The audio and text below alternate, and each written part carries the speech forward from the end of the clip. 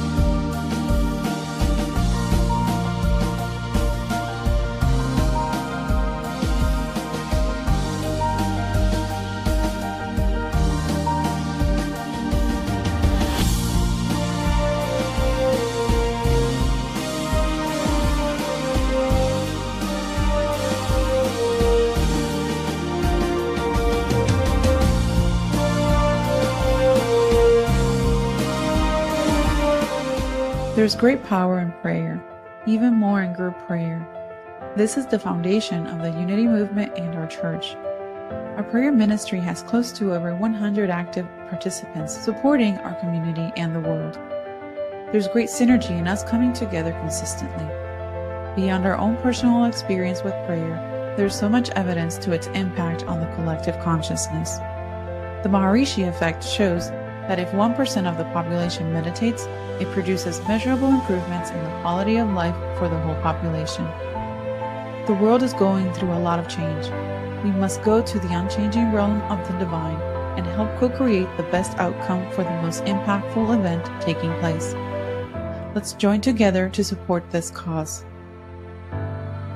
Thank you for joining us. Your presence, your consciousness is summoned for humanity at this time.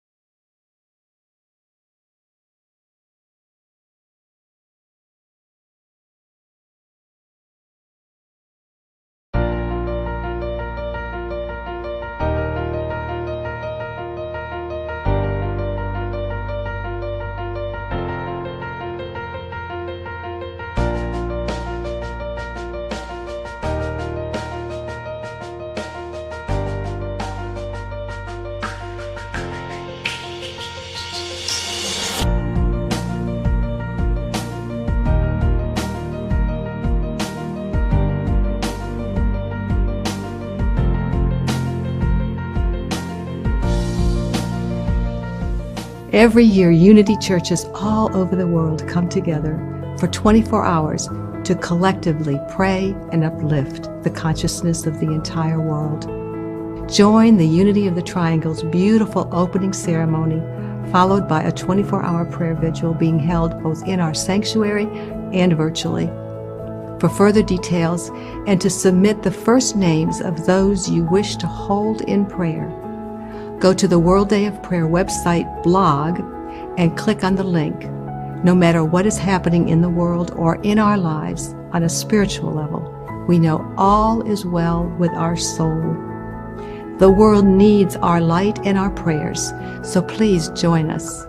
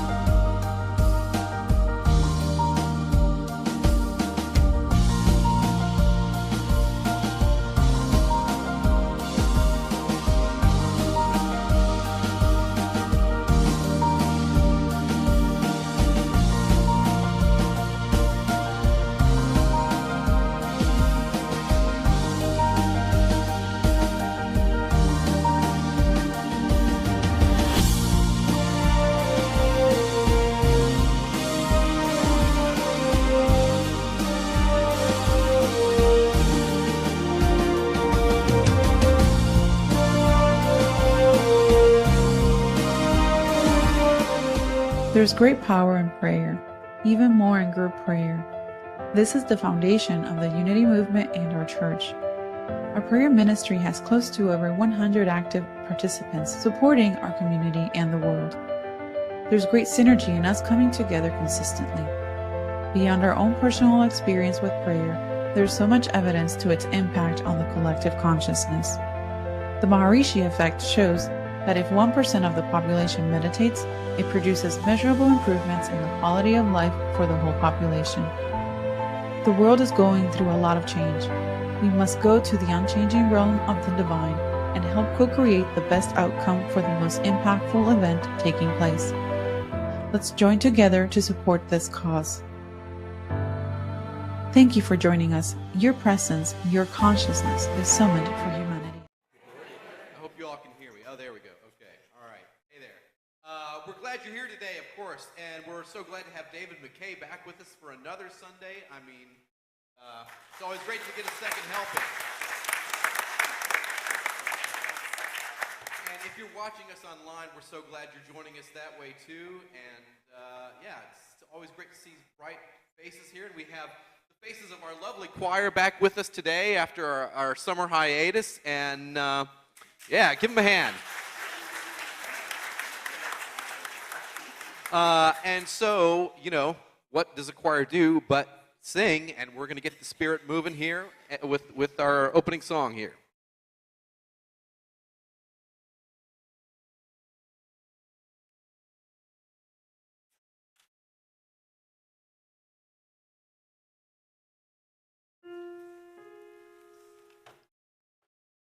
I'm gonna sing till the Spirit moves in my heart. I'm gonna sing till the Spirit moves in my heart. I'm gonna sing till the Spirit moves in my heart. I'm gonna sing till Spirit comes. I'm gonna sing till the Spirit moves in my heart. I'm gonna sing till the Spirit moves in my heart. I'm gonna sing till the Spirit moves in my heart. I'm gonna sing till the Spirit comes. I'm gonna sing till the Spirit moves in my heart. I'm gonna sing till the Spirit moves in my heart. I'm gonna sing till the Spirit moves in my heart. I'm gonna sing till the Spirit comes. Breathe on me,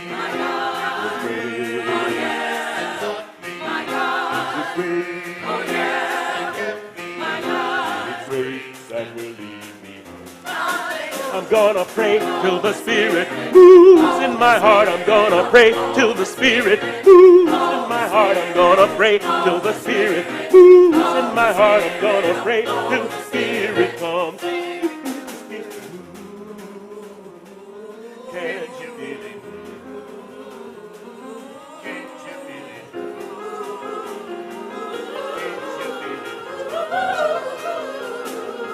I'm gonna shout till the Spirit moves in my heart. I'm gonna shout till the Spirit moves in my heart. I'm gonna shout till the Spirit moves in my heart. I'm gonna shout till the Spirit comes. I'm gonna shout till the Spirit moves in my heart. I'm gonna shout till the Spirit moves in my heart. I'm gonna shout till the Spirit moves in my heart. I'm gonna shout till the Spirit comes. I'm gonna sing till the Spirit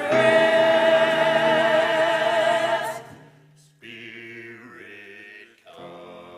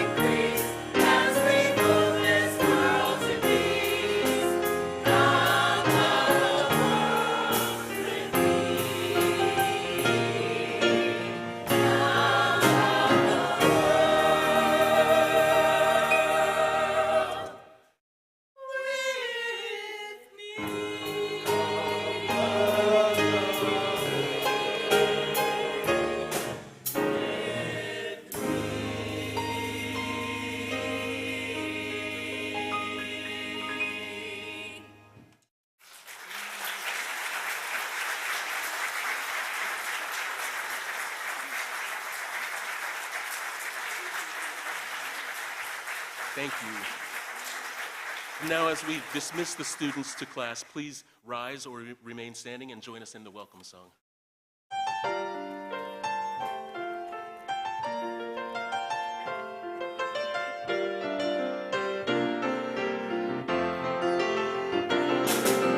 Welcome into this place. Welcome into this open vessel. You desire to abide in the praises of your people. So we lift our hands and we lift our hearts as we offer up this praise unto your name. Welcome into this place. Welcome into this open vessel. You desire to abide in the praises of your people. So we lift our hands and we lift our hearts as we offer up this praise unto your name.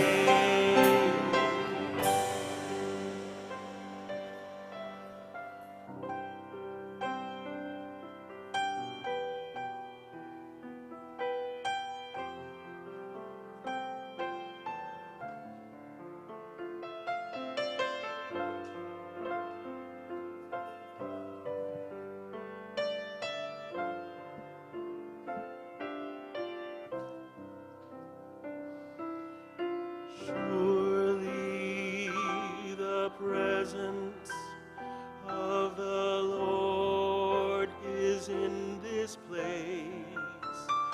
I can feel God's mighty power and God's grace. There's a holy hush around us.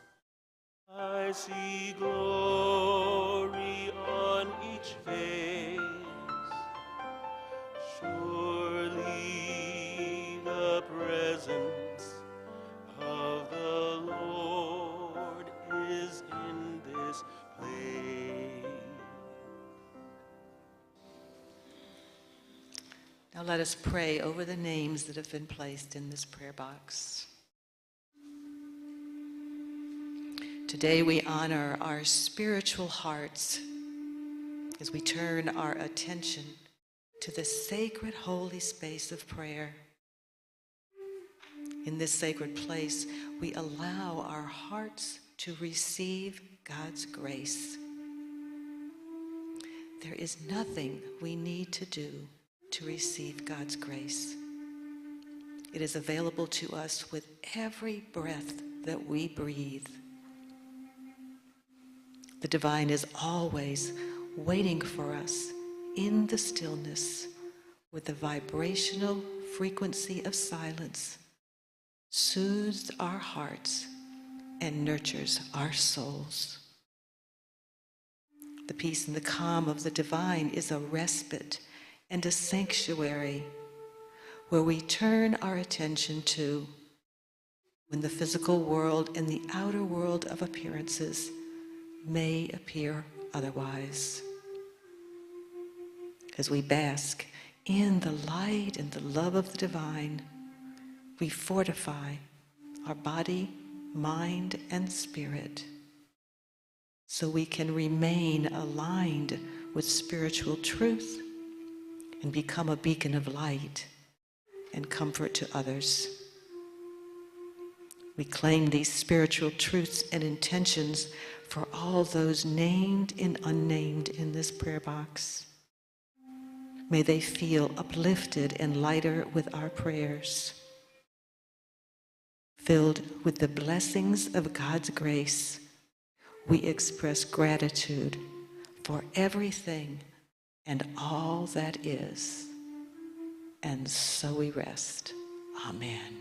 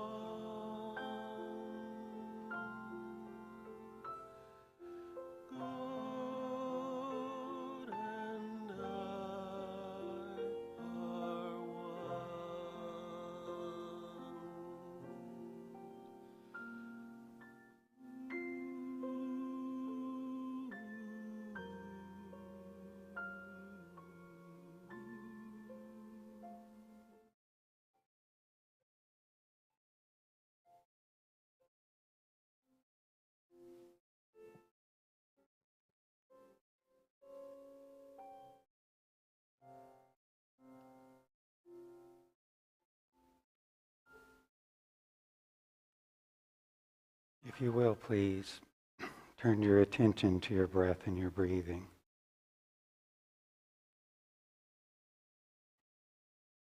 Feel your breath as it enters your body and fills your body and leaves your body.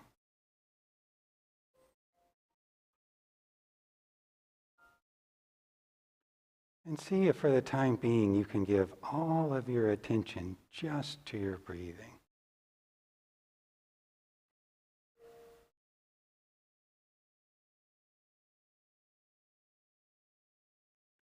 If you've brought anything into this space with you this morning, something that's troubling to you, something that's worrisome, something you're anticipating, something from the past or the future,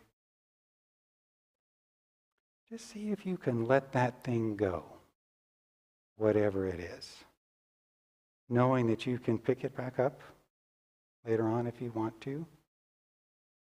But for now, just give yourself the opportunity to just simply be here.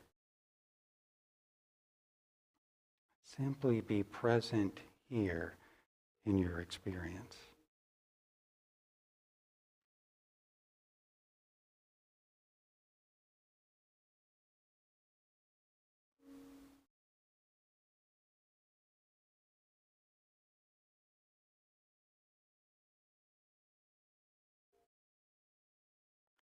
And now, if you will, turn your attention to the love that you are in your essence,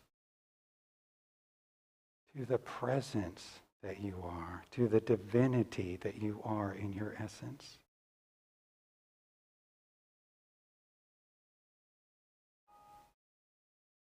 Can you feel the love?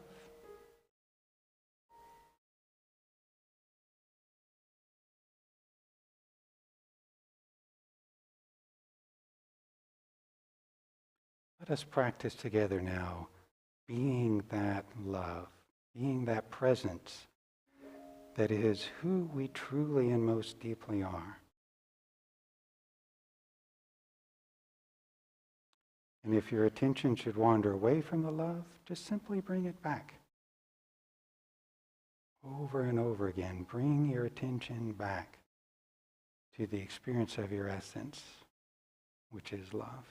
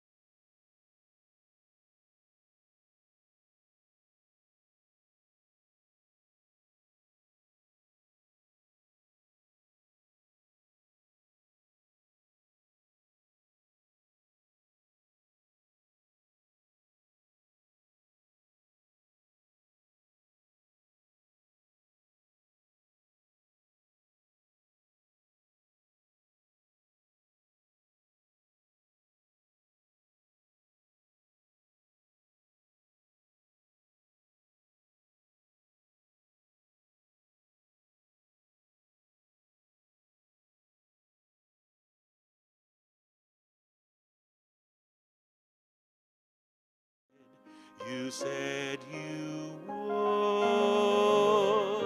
supply all my needs according to your riches. I have but to ask, and I shall receive.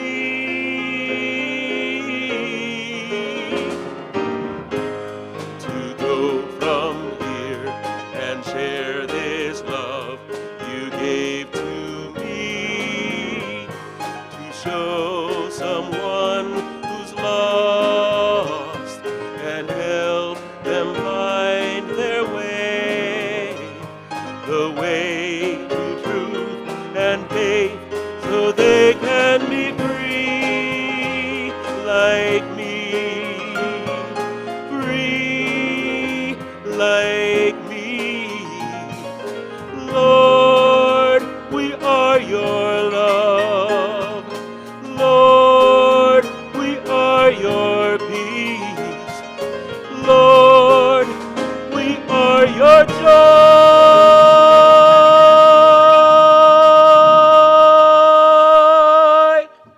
this day.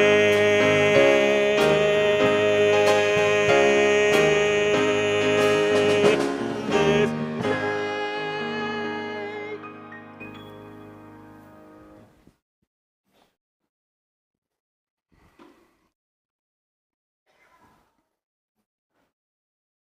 Good morning, friends. It's truly an honor and a pleasure to be with you this morning. Thank you so much for being here. So this morning I'm going to continue basically from where I left off last Sunday. So for those of you who weren't here, let me get you up to speed, okay, really briefly. So what I talked about last Sunday is sort of the internal work of spiritual practice. There's lots of ways of talking about that, of course, but the way I was talking about that last week is that and this is what I'm going to tell you now is a teaching that goes through all traditions, East and West, theistic, non-theistic. There's this fundamental teaching that says that there is the essence of life, and there is the form. The essence is, you could call it, if you're in a Western theistic tradition, you might call it God or divinity. If you're a Buddhist like me, you know, Buddhists tend to get very abstract, right? And so if you're Buddhist like me, you might call it something like mind or essence. As I said last week, what I typically call it is life with a capital L, just to make it so it's not quite so somewhere in the middle of those things. But last week I called it love, and I've really been enjoying it, calling that love, kind of love with a capital L. Right? So consider there is this thing that is in you and in each of us and in all things, not just in people. It is essential. It is the divine essence, the spiritual essence in all things. And the inner work of spiritual practice, at least from what I can see, is to maintain a connection with that love, with that essence in all circumstances and all times. Okay, that's the work. To stay connected with the love, because it's who we are. It's who we are. And so to stay with and in who we are, that's what happiness is. That's what a spiritual life is. To lose touch with that love, to get, and this is, the warning that is in the spiritual traditions, to lose ourselves in the form and the appearances, in the money, in the situation, in the people. We lose ourselves in those things, then we become unhappy. And it's not that those things are not important. Those things are important. But they're not as important as the love. And if we can maintain a connection with the love, then we'll be happy people on this earth. And we can practice doing that. We can practice bringing our attention over and over and over again back to the love. Okay, so that's what we talked about last week. So the next piece of this is, well, how in the heck are you going to do that in this crazy world we live in? Right?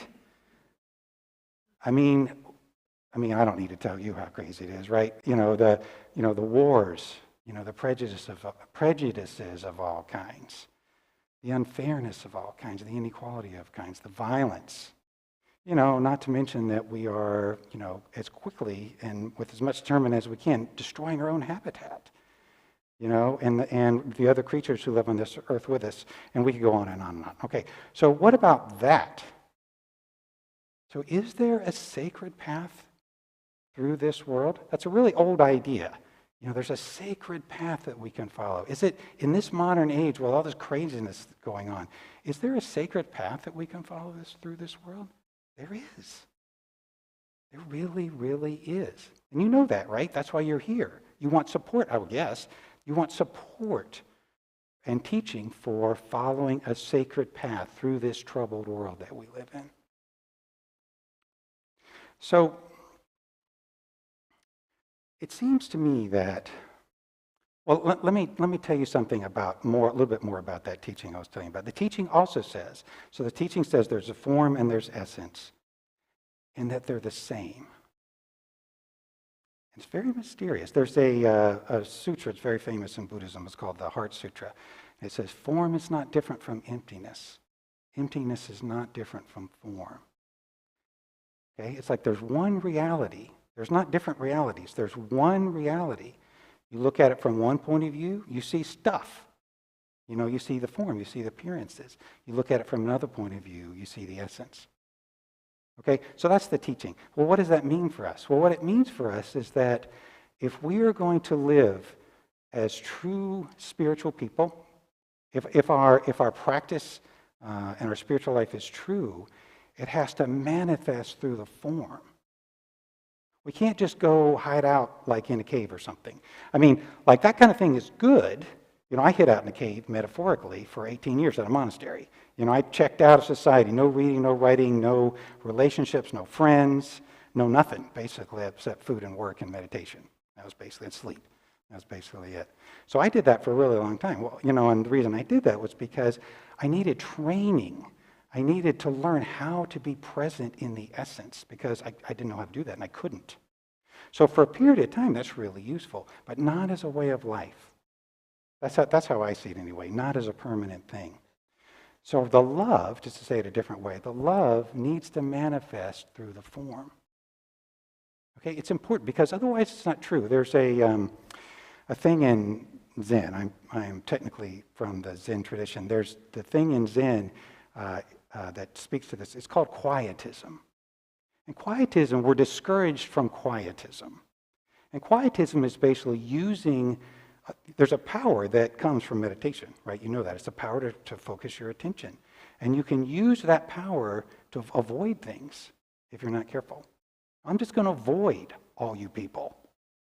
I'm going to avoid all the trouble. I'm going to avoid all the pain. Because that's really what it comes down to, doesn't it? I'm going to avoid all the pain. Well, it's no good. It's no good. I need to embrace, if I'm going to live a true spiritual life and have and truly get in touch with my own essence, which is the inner part of the work, then I need to do that through my relationships with others and through my relationship with all of the trouble that we're living inside of. So that's the inner part. So it seems to me it's really important that we do this work, and not just for ourselves, but also for others. And the reason is because, to me, if I look to see like what is the cause of all of the just chaos and unhappiness and unfairness and everything that is going on in the world, what's the cause? The cause is we're out of touch with the love, right? Isn't that really the cause? And it's kind of mind-blowing to get it, but as a species, we have lost touch with the love. We have lost touch with our essence. We've become entangled in the form. Okay, so let me say a little bit more about that, just to explain that a little bit more. So what's happened to everyone, all of us, look for yourself and see if this is actually true for you, but I bet it is. The thing that's happened to all of us is that we were born in love, right? You look at little kids, or I actually have a new little dog in my life. His name is Amos. He's a puppy. He's just, just unbelievable, unstoppable love. right? Just can't quit, can't do anything else, right? And that's how we all were, right? Or if you look at little kids, it's the same way. But we went through a socialization process in which we were forced to abandon the love that we are. You know what I mean? We were forced to leave this thing that is our essence. Why were we forced? Because everybody else had already is doing that. You know, we're born into a world in which everybody, not all the time, but mostly everybody is in this thing I call conditioned mind. You know, it's the other place than the love. People are in that, and we have to learn how to adapt ourselves to that world. So all these people, our parents, everybody we're relating to, they have all lost track of the love. And so I have to learn how to lose track of the love too, and be the person I should be the person who fits in, be the person who understands what the rules are and can follow the rules. Right? That's the thing that's happened to all of us. And so what we become, if we're not in touch with the love, is a separate self, an ego. Do you know what I mean by that? Yeah. And that ego is deprived of the love. That ego is separate from it. It doesn't have access to the love. That's the thing about being an ego. So then what is an ego going to do in a state of deprivation from the love? The ego is going to try to get stuff to compensate for the absence of the love. Right? And if you look, if you look in our world, can't you see that happening? You know, the greed and the selfishness that goes on. That's what's causing all of the trouble that we're dealing with, isn't it? Is people who they have lost touch with their essence, with their authentic nature, which is love, and have become a separate ego who is then trying to survive in this world in the absence of love. And that's what makes this so hard. It makes it really, really difficult to come back to the love, because we started doing this when we were little kids, and we've been thoroughly trained to do this, but we can do it. And so we can practice staying in touch with the love. Okay, so let's get a little bit specific. So people will say, I'll say this kind of stuff, and people go like, well, okay, all that sounds great, but what about Trump? You know, what about Joe Biden? What about Nancy? What about Mitch? You know, when these people start speaking, you know, whoever your favorite villain is, you know, when these people start speaking, I go crazy. Or they'll say, isn't it irresponsible not to be outraged? You know, it's like the polar bears. That's one of my personal tragic favorites. What about the polar bears? You know, isn't it irresponsible not to be outraged? It's like, no, it's irresponsible to be outraged. And here's why. Because if you looked at, if what I'm saying is true, that the cause of all of our problems on this earth are human problems. No, I'm not talking about, you know, volcanoes and that kind of thing, but, you know, our human problems, if it's true that the cause is we've lost touch with the love, we've become an ego that is acting selfishly and violently, you know, because that's where the violence comes from, right? It's from that place. If that's the cause, then any time we are participating in that, we are contributing to the problem, right? So-and-so says something that is upsetting to you, or something happens that's upsetting. And if you're willing to be upset, if you're willing to be angry, and, you know, you want to hurt people, right? I mean, it's hard to admit, but when you get outraged, like, you want to hurt people. You want to hurt the people who are causing the hurt. But that's no good. You know, if you let yourself go there, you are contributing to the problem. Even, and this is, you know, this is hard to take, I get it, or potentially, but let's say even if you're doing something that is overtly good, you know, you're doing something to help the polar bears, you know, or to help some kind of, maybe, you know, to address like racial prejudice or gender prejudice or something like that in your community. You know, those are good things. You know, those are things that I wish we all could do more of. But if you're doing it from a place of anger and hate, even as you're doing those things, you are participating in the problem and creating the very problem you're trying to solve. You see what I mean? So, if we truly want to make a difference on this earth, the number one thing we have to do is get back in the love. even in relationship to people who are not in the love. There's a really, I want to say great example, but it's not great, it's awful. This awful example so bear with me, okay? That's happening. I'm just kind of tracking. I have this person I work with who lives down in Miami, and she had a neighbor, relatively young woman in her 30s, had a husband, a little boy, I think he's maybe 8 or 9 years old or something, a new doctor. Everything is just shining in her life. 6 in the morning, she goes on a bike ride. She's out riding her bike. Meanwhile, this guy has been up all night drinking and doing drugs, partying. And he's driving home. He didn't mean to, but he fell asleep at the wheel, went off the road and hit her and killed her. I'm sorry to lay that on you. But what happened was, so I'm tracking, through this person I know, I'm tracking kind of what's happening, and she's telling me, and the people, this woman who was killed was well known in the community, and had a lot of connections, and a lot of people got outraged at this man, understandably. Right? But what they wanted to do is they wanted to hurt him. And the way they want to hurt him was throw him in jail for the rest of his life, because that's the extent of what the law will allow. But, they wanted to hurt him. I'm sure they would have done more if they could have. They were outraged.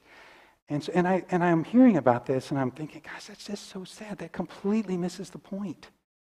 And I can understand it, because very likely I project that they don't know what to do with what they're feeling, right? So let me go off on a little tangent here to talk about that for a second. They don't know what to do with what they're feeling. So to be in the love is not the same as not feeling the hurt, okay, and the pain. As a matter of fact, I would say it's really, really important to feel the pain, to feel the hurt. Don't you feel hurt? It hurts. It hurts to see someone hurting. It hurts to see someone suffering. Like recently, I ran across a thing.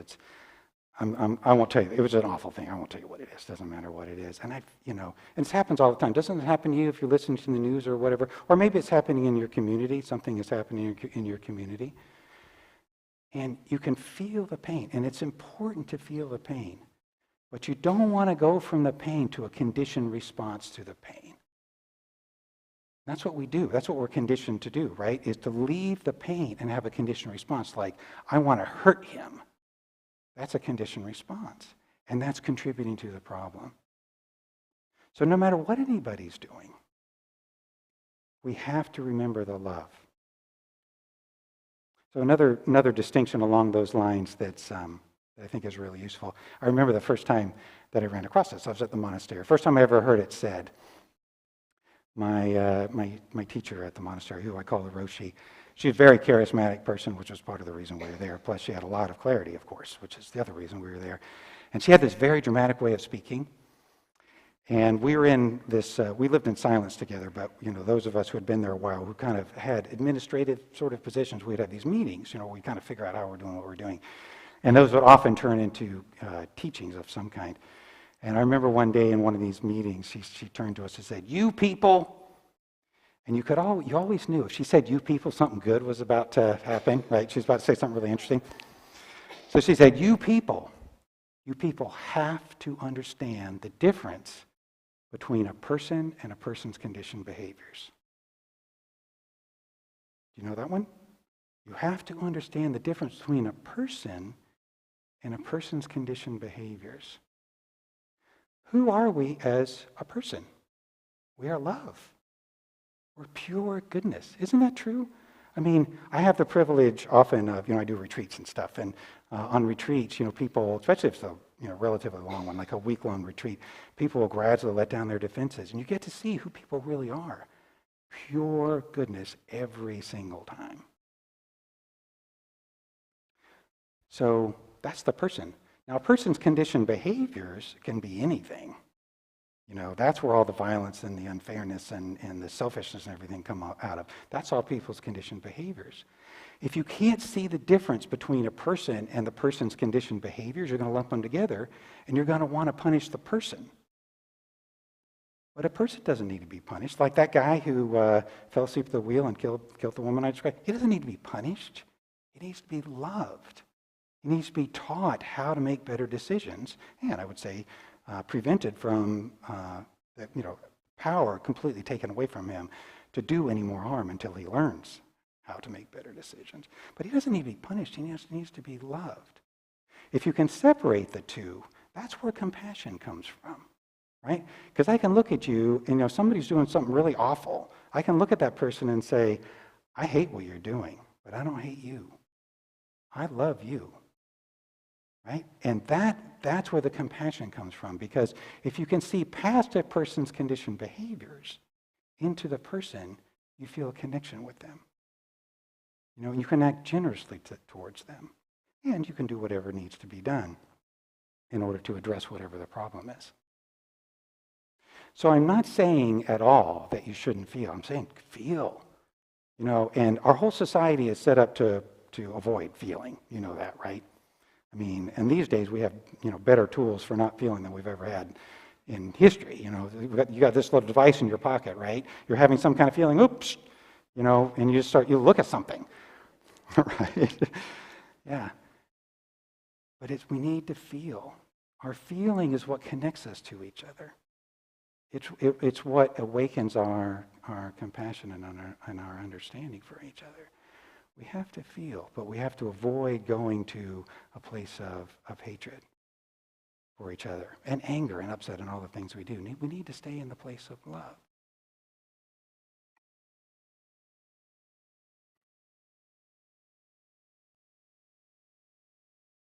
So when I look at life and my life and how I want to live my life, I see I kind of like to look at things from two different places simultaneously that seem like the opposite, but they kind of happen in one place.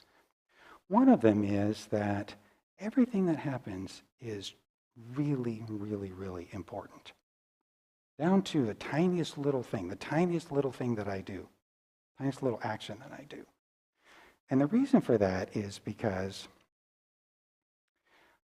who I am is what I do. Who I am is what I think and what I do.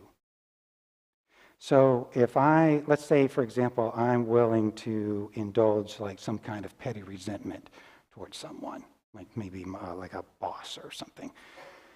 If I'm willing to indulge that petty resistance, I will become that resistance, right?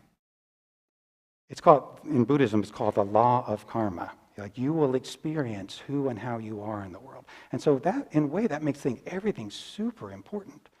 Like I want to be here. I want to be present and aware. I want to be in my authentic nature as best I can. Because I will experience the consequences of that. I will become what I do. And so to say it on the other side, if I am in the love, if I'm in compassion, if I'm awake, if I'm present, that's what I will be. And so it's really, really important. On the other side, I like to look at life and see it as it's just kind of all a mirage. There's another place from which it doesn't really have any reality. And where I go from there is it's kind of like I live inside, and we all live inside, a great big laboratory. Okay? And in this laboratory, we get to experiment. We get to try things out and find out what happens. And the work in this laboratory is to learn to experiment and learn how to always be in the love in all circumstances. That's the work we're here to do, I think. And I know the alternative. I know the experience of acting out of ego and doing something really awful. Don't you? I know the experience of doing that a lot.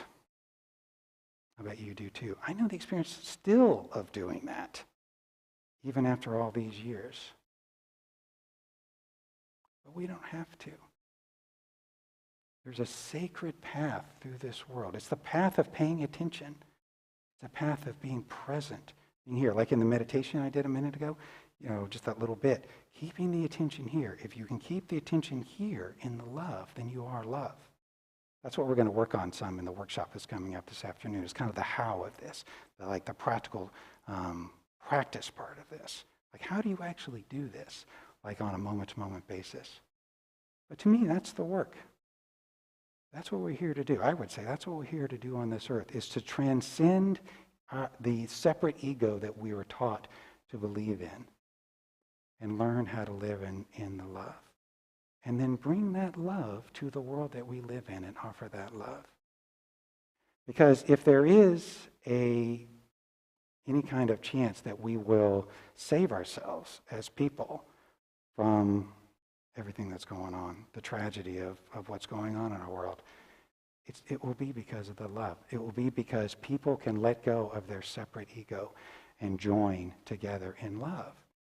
And instead of making decisions, this is something I learned at the monastery, instead of making decisions from what's best for me, which is generally what's going on, right?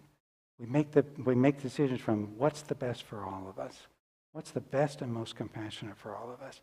And it's only the love that can know. It's only from the place of the love that we can see how to do that together. So don't forget about the love. Practice the love. Practice being present with yourself in the love.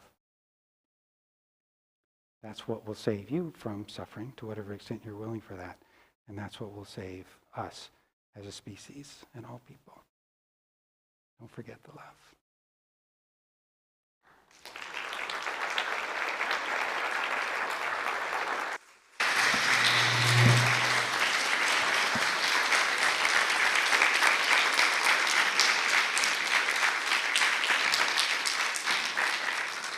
Thank you, David. And if you do want to hear more and want to know the how, his workshop will be this afternoon in the fellowship hall from 1:30 to 3:30. So go grab some lunch, come back. If you haven't registered, that's fine. You can drop in.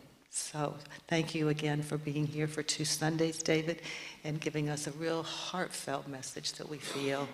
So now let's give him a unity blessing together. We love you. We bless you, we appreciate you, and we behold the Christ in you.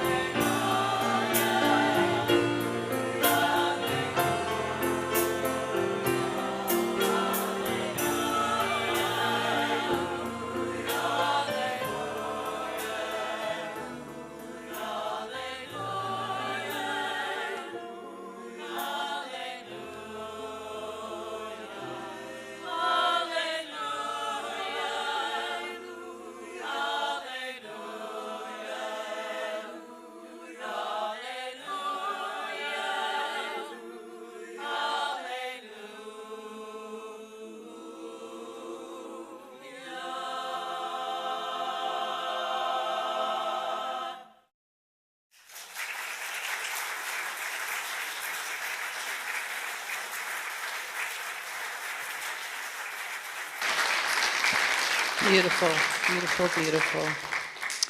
I hope you all have enjoyed this summer series, The Unity Way, Living the Principles. We have covered the 5 unity principles, and we talked about our divinity as well. So next Sunday, our senior minister, Newsom Holmes, will be returning from his sailing vacation, and I'm sure we'll hear plenty about that experience. During the month of August, we have been highlighting the pastoral care teams, and this Sunday we are highlighting the prayer chaplains. Will they please stand? Dressed beautifully in white today. Thank you so much.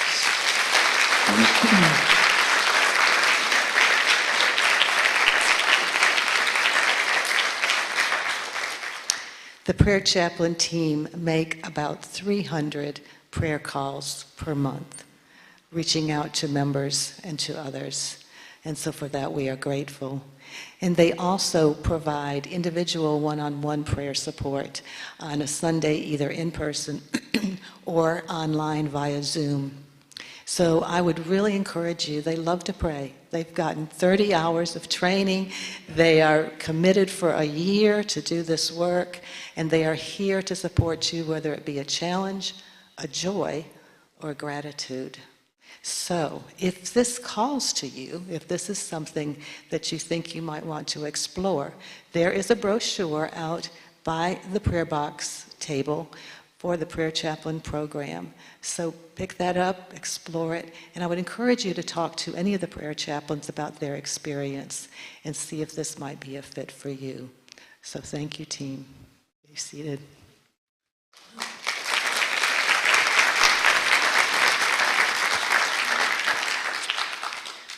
Now, one of the major events that they participate in every year is World Day of Prayer. And this is where Unity churches all over the world at the same time hold a 24-hour prayer vigil. And the prayer chaplains will be leading an opening ceremony on September 7th at 7 o'clock that will lead into the prayer vigil. There is a brochure out at the welcome desk as well that explains all about it. So I would encourage you to sign up for a 1-hour slot. We only have not even half of the slots filled right now. So please go to the welcome desk after the service, see one of the prayer chaplains, they'll sign you up, or you can also sign up online at unitytriangle.org. Then lastly, we handed out these little prayer slips because during the prayer vigil, we will be holding these names in our hearts and through our prayers. So if you have not received one of these forms, ask one of the greeters to hand them out, and you can turn them into the offering box at the end of the service or the box that's out at the welcome desk. So we hope to see you participating in this beautifully reverent service on the 7th of September and seeing you beautiful faces and your light in this sanctuary during the 24-hour prayer vigil. Thank you, Reverend Mimi. Hello, everyone. Good morning. Thank you for being here. Thanks. My name is Maria Lacihuerquinti, and I'm one of the leaders of the Spanish ministry, along with Osvaldo Mora. You have heard him before. And I want to let you know, for our Spanish-speaking members, there's an opportunity to be part of the World Pray Day. So we usually have a gathering every first Sunday of the month, our Domingo of Conexión, or Sunday of Connection. But this time, instead of having that, we're going to have the Spanish World Day of Prayer opening ceremony, and it will be held on Wednesday, September 7th, from 8 to 8:30 p.m. in the multipurpose room. And that's going to be with Osvaldo. And then the Spanish congregants will join the World Day of Prayer 24-hour prayer vigil in the sanctuary here.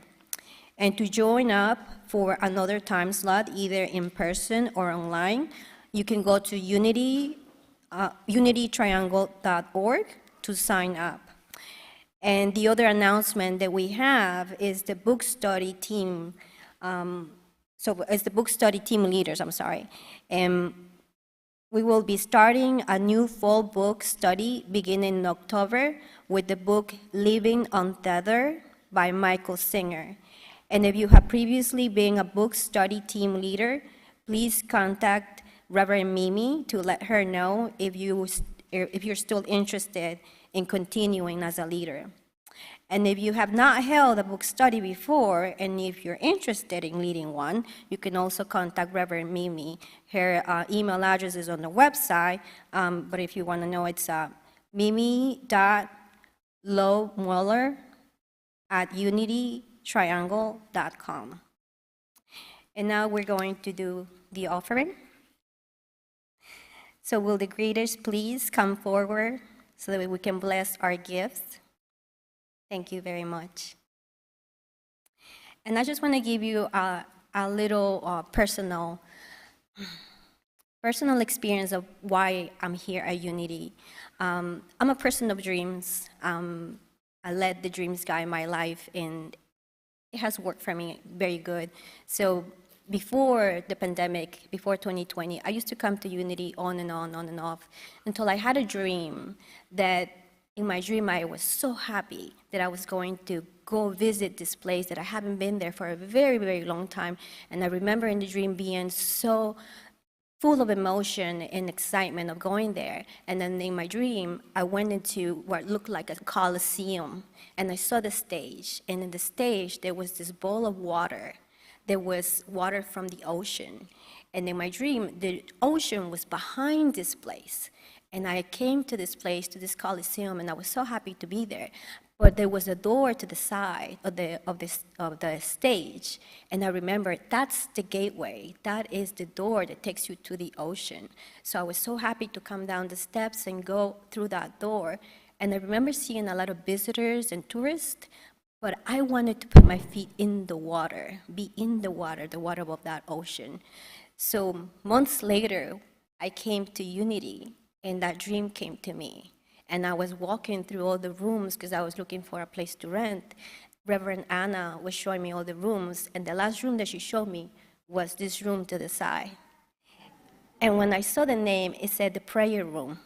And when I went in, I realized, this is like the ocean. Like this is where we receive the stream. Like it's that essence.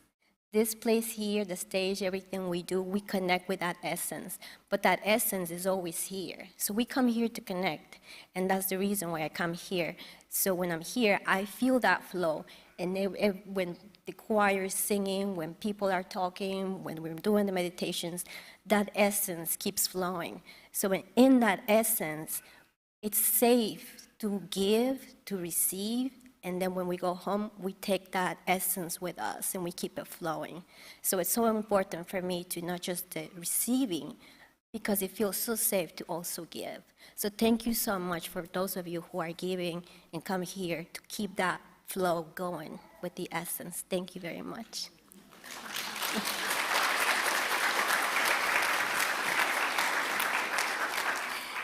And we make donating very easy. So we have several ways that you can contribute, either in person or online through our website. And now, let's please bless our gifts with the affirmation shown on the screen.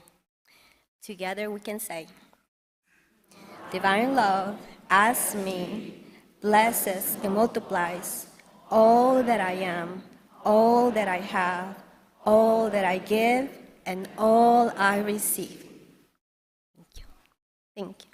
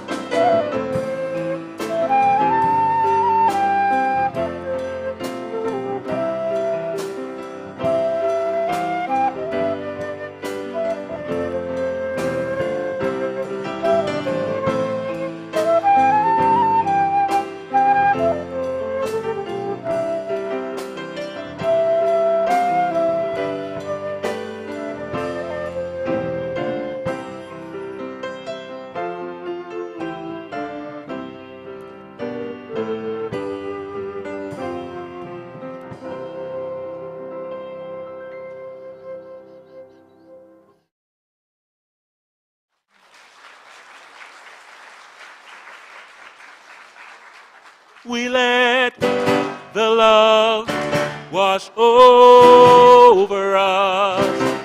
We let it be.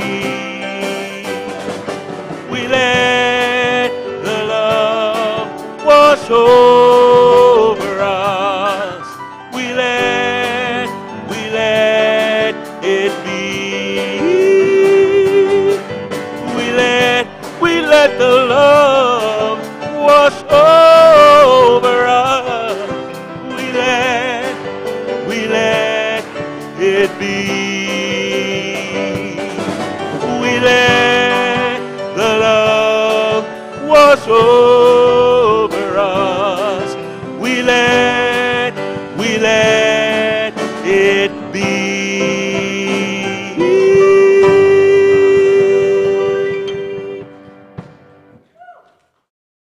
The light of God surrounds us. The love of God enfolds us. The power of God protects us. The presence of God watches over us. Wherever we are, God is, and all is well.